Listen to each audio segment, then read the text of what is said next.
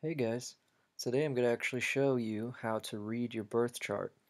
Now, a lot of Christians say that astrology is not in the Bible and that it's a sin, but nowhere actually in the Bible does it say astrology is a sin. It only says, I will burn up the astrologers, magicians, and fortune tellers if they rely on it to save their souls. That doesn't mean it doesn't exist. Jesus healed people. He said there would be signs in the sun and the moon. He did pretty much a lot of New Age stuff.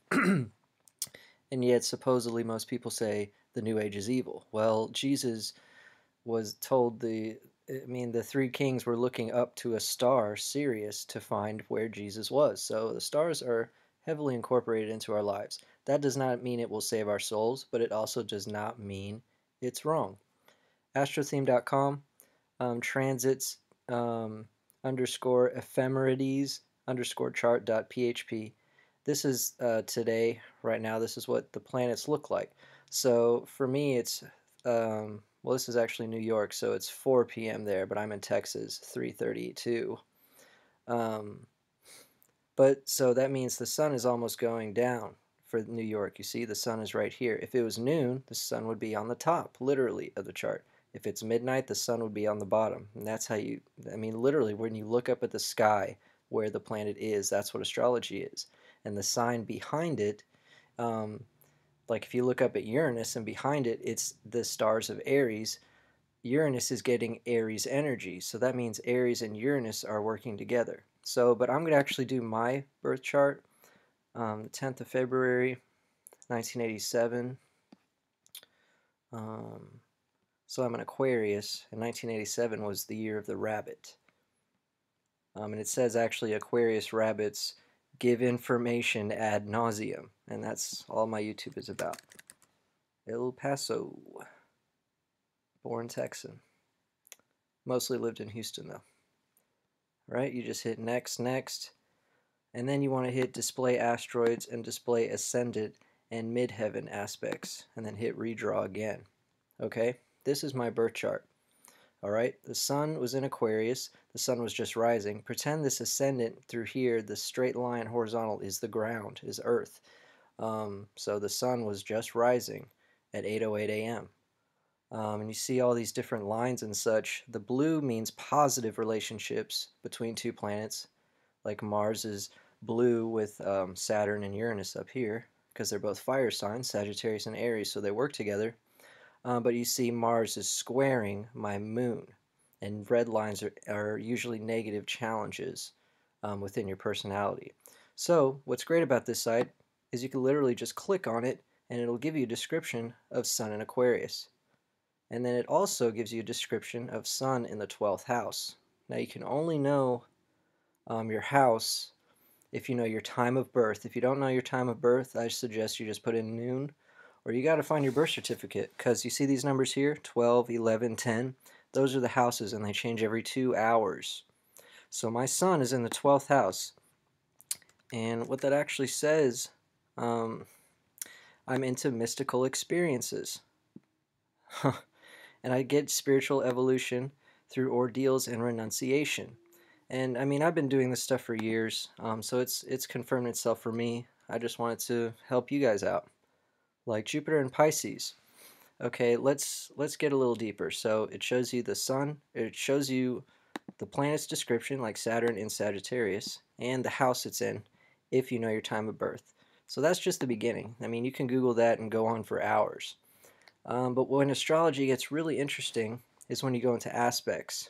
Okay, so you see how, well, I guess let's do Mars. See, Mars, the blue line means it's trining, just like in music. Um, E, C, G. If you put it on a piano, it's the 12 notes. There's 12 notes in music, 12 signs in astrology. The same as a minor chord would be A, and would be Aries and Cancer would be a minor chord, which is sad, versus Aries and Sagittarius would be a major chord, which is considered harmonious and happy. It's all related. Okay, so if I do Mars trining, I guess Saturn right here, let's look that up on this website, skyscript.co.uk /sun aspects, and then you just go here. You actually got to pick your other planet, Mars. And what I say? Saturn. Oops, my bad. Go back.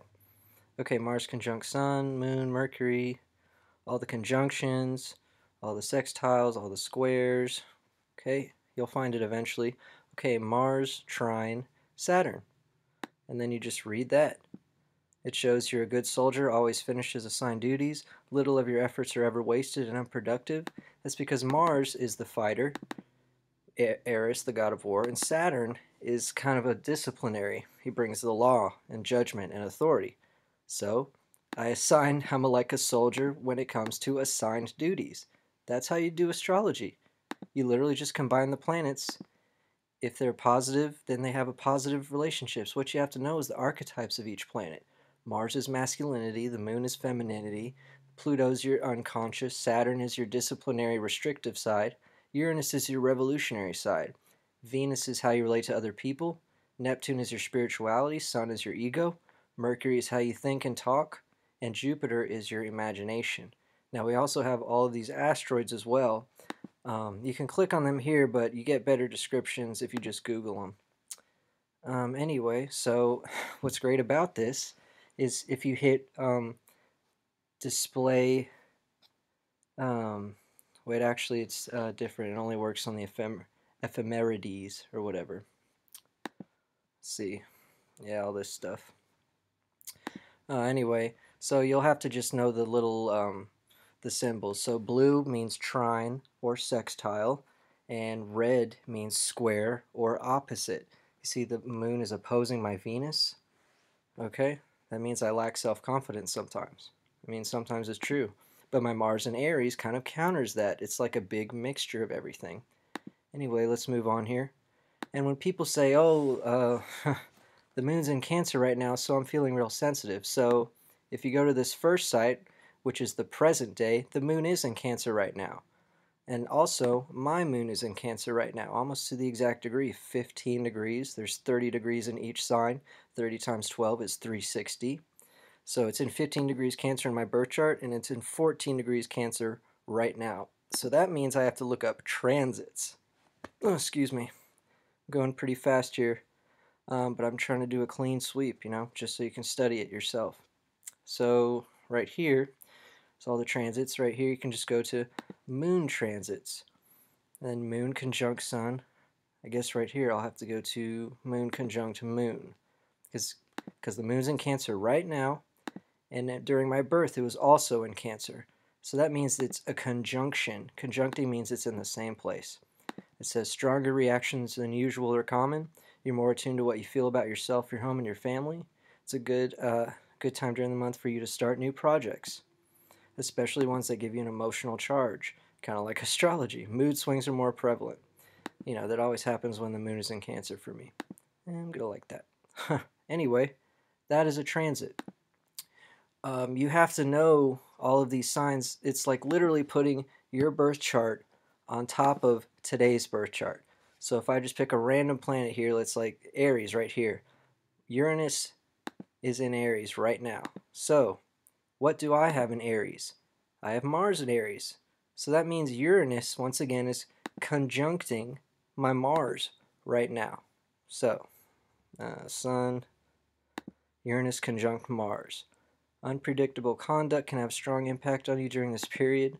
And this period, I mean, it could be 7 years, it could be 7 days. I mean, the planets all move in different time lengths, okay? So it's all just a big recipe, and it tells you where you are at your current stage of life. It's pretty incredible, okay? So let's try a different aspect, like, okay, Jupiter is in Leo, but I don't have any Leo.